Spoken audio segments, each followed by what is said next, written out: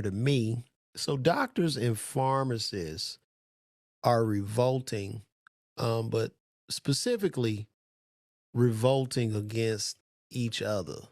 Um, as y'all know, whoever tuning in here, I practice as a retail pharmacist. I have a PharmD degree, doctorate in pharmacy. Practiced pharmacy for 20 years in retail pharmacy, and so let's go and check this out. Why doctors and pharmacists are in a revolt here. It's very interesting to me. And if any of my colleagues on here, shout out to y'all. So, one accustomed to a status outside the usual management labor hierarchy, many professionals now feel as put upon as any clock punching worker.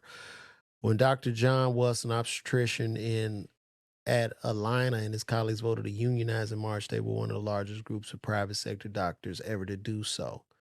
Let's see. Dr. John Was does not come off as a labor agitator, longtime OBGYN from Louisiana with a penchant for bow ties. Dr. Was spent the first 15 years of his career as a partner in a small business that is running his own practice with colleagues long after he took a position at Alina Health, a large nonprofit healthcare system based in Minnesota in 2009. He did not see himself as the kind of employee who might benefit from collective bargaining. Now, I want to get to it while they're beefing. At this time, he and his colleagues voted to unionize. So this is about doctors unionizing. The reasons for the recent labor action appear straightforward. Doctors, nurses, and pharmacists said they were being asked to do more as staffing dwindles, leading to exhaustion and anxiety about putting patients at risk. Okay? But in each case, explanation run deeper. Longer-term consolidation of healthcare companies left workers feeling powerless in big bureaucracies. They say the trend has left them with little room to exercise their professional judgment. Targeted investments, improve staffing. I'm trying to see why they beefing. Who's practitioner? Well, maybe they revolting against everybody. For years, many doctors and pharmacists believe they stood largely outside the traditional management labor hierarchy. Now they feel smothered by the result of a growing work of conscience among people who haven't always exhibited one, a sense that their subordinates constantly at odds with their overseers. I realize at the end of the day that all of us are workers, no matter how elite we're perceived to be. Dr. Aliyah Sharif, colleague of Dr. Wells Stalina, who was heavily involved in the union campaign, was seen as cogs in the wheel, which is absolutely right. You can be a physician or a factory worker who's treated exactly the same way by these large corporations. The details vary across healthcare fields, but the trend lines are similar before times in which healthcare professionals say they had the leeway and resources to do their jobs properly, followed by what they see as a descent into the ranks of micromanaged. As a pharmacy intern and pharmacist at CVS in Massachusetts, beginning in the late 1990s, Dr. Ed Smith found the stores consistently well staffed. He said pharmacists had time to develop relationships with patients. Around 2004, he became a district manager in the Boston area, overseeing roughly 20 locations for the company. Dr. Smith said CVS execs were attentive to input from pharmacists, raising pay for technicians if there was a shortage of upgrading clunky software. Every decision was based on something that we said we needed. So basically, they're trying to push back. So this article is about doctors and pharmacists just trying to push back against the establishment. I want to speak to this, and I'm going to say this. I went to pharmacy school, okay? I went to pharmacy school, and shout out, show. Let me remove this. So I went to pharmacy school. Pharmacy school was very, very difficult for me. I had to study a lot of hard sciences. It was a lot of science. It was a lot of math. You had to maintain a certain GPA to get through, and failure was minimal. So you were pretty much brainwashed. And I believe as healthcare professionals, pharmacists, doctors, nurses, number one, we're all brainwashed to be risk averse. They tell you in school, you can't get the shit wrong on the test. You got to get it right. You can't get this medicine wrong for this patient. You got to get it right. You can't make any mistakes in surgery. rightfully so. But you become so brainwashed and risk averse. And what happens is these institutions, they don't teach us as healthcare workers how to profit. You might have a very, very small lecture in regards to the business of pharmacy and physicians too. So what has happened is we don't own our profession. You see, pre CVS and Walgreens being on every corner, you had the independent pharmacists. So you had all these independents, they all competing with each other. They all own their stores. They can't eat unless they satisfy you, the customer. That went away to corporate giants and chains taking over. And now, me as the pharmacist, I can basically bury my head in the fucking sand and a check is going to show up every 2 weeks, similar to doctors. Now, as this goes on, and then being a pharmacist, a physician, or having any type of title, especially in our communities, being a black person, it comes with it come people are patting you on the back. It comes with the accolades. Oh, he a pharmacist, he a physician. Oh, baby, you got it together.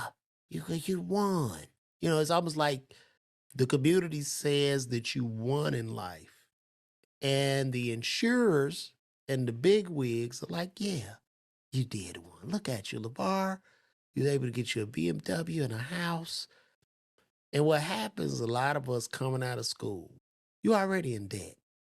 Doctors in $250,000, $300,000 worth of debt. Pharmacy students coming out $150,000, $200,000 worth of debt. You done did all that schooling, so of course you want to get you a nice car. You want to get you a nice place to stay because you done been busting your ass for so long. And the majority of us put our head in the sand and we just want our check. And now, the checks are coming. You got the house, you got the car. Now you got to keep up. Now everybody trying to keep up. Because I don't want to get shitted on. I don't want this motherfucker that don't like me, that I don't even know. I don't want them talking about me. So I want to keep up. I want to keep looking good. As we're all looking good. You pulling up to the fucking office in that new range. They laughing at your ass because they know they got you now. Now you in handcuffs. And I can say this because this was me, literally.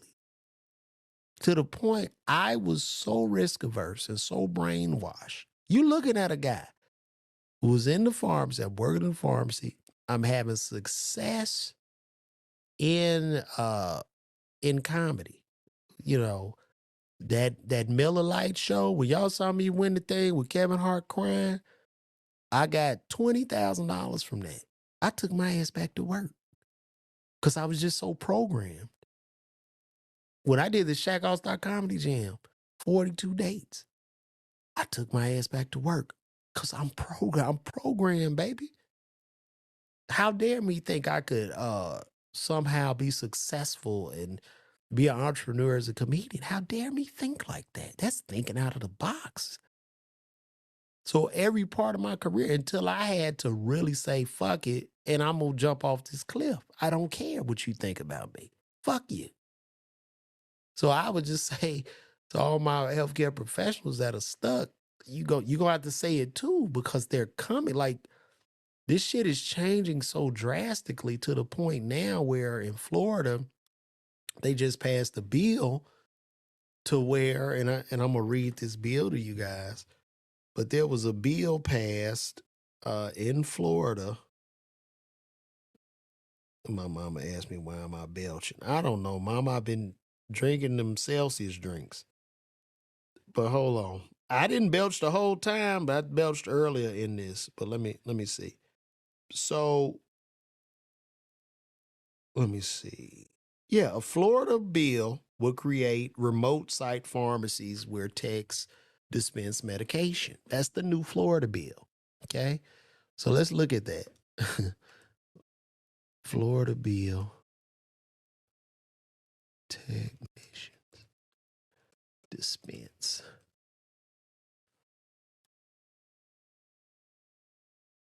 Right. So let me show you guys this. And this just came out. Uh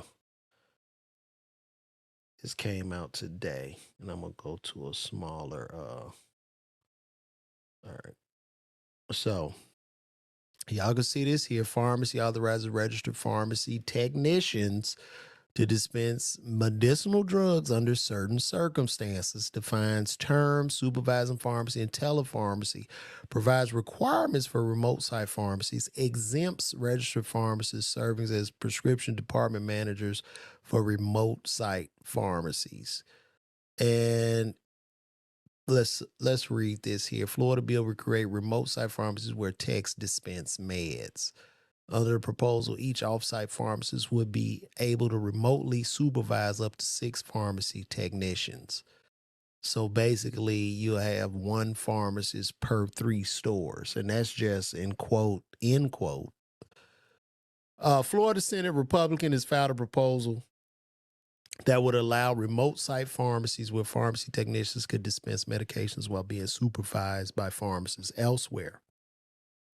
Senator Jay Collins, Republican, filed the bill SB 444 Tuesday for consideration during the 2024 legislative session, which will start in January. Under the bill, each offsite pharmacist will be able to remotely supervise up to 6 pharmacy technicians. The pharmacists will have to be employed or under contract with pharmacies licensed in Florida. So basically, all your schooling at this point is thrown out of the fucking window. So all these kids that went and got their Pharm Ds and had to get that license to dispense, you just killed that and kicked them in their ass, right? And what you're gonna have, because Walgreens wants to pay, what are technicians making? $11, $12 an hour? If you don't fucking think that you're gonna have controls coming up missing, tramadol being sold out the back fucking door, you're crazy. You're crazy. And there are going to be a lot of mistakes made. This is an insane idea. But what they're going to end up doing, they're going to put some licensure in for technicians that will bump their pay from $10 to, I don't know, $22 an hour. They get this little certificate.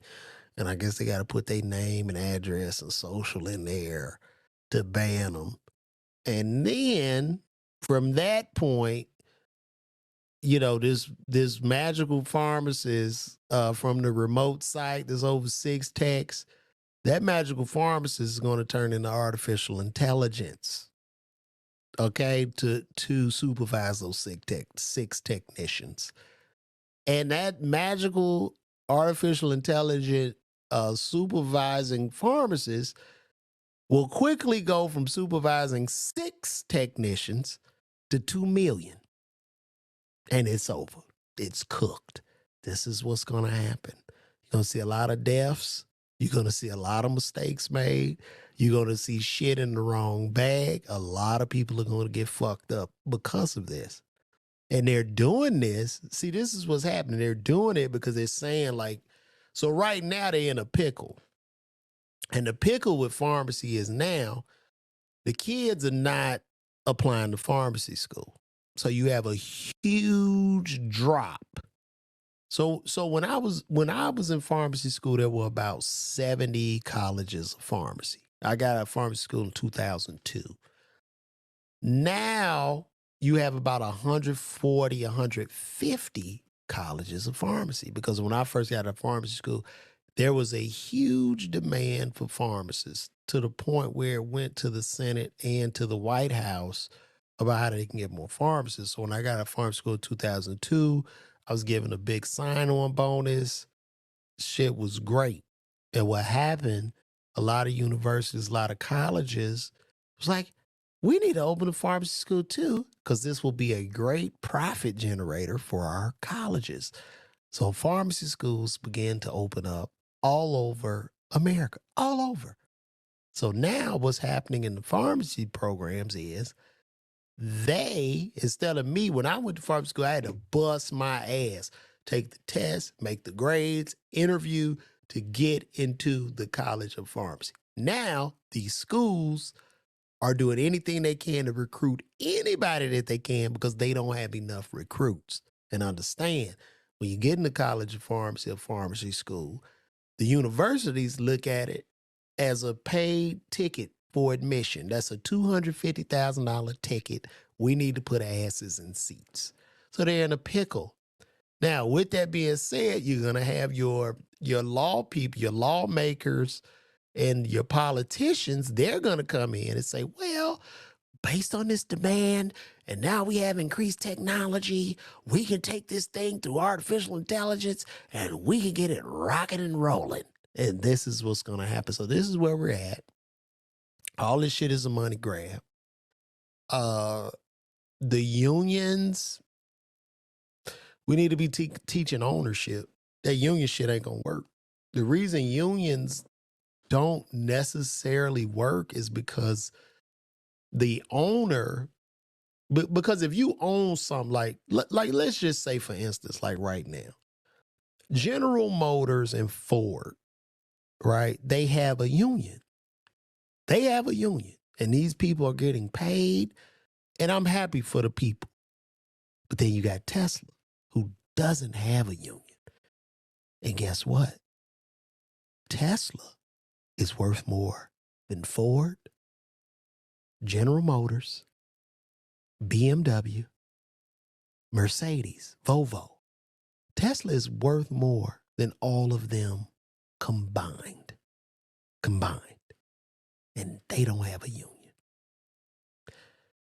I'm just saying it to say that the entrepreneurial side, they're always going to push that goalpost to avoid, like, you could be in the union, they'll give you the benefit, but what they won't do, they won't hire any more people. So you're fucked. They start laying off. They'll start cutting back. They're going to continuously move the goalposts. So the best thing we could do is teach these healthcare professionals entrepreneurship. So we go back to the old day where that doctor owns his profession. He can go door to door. He can do a house call.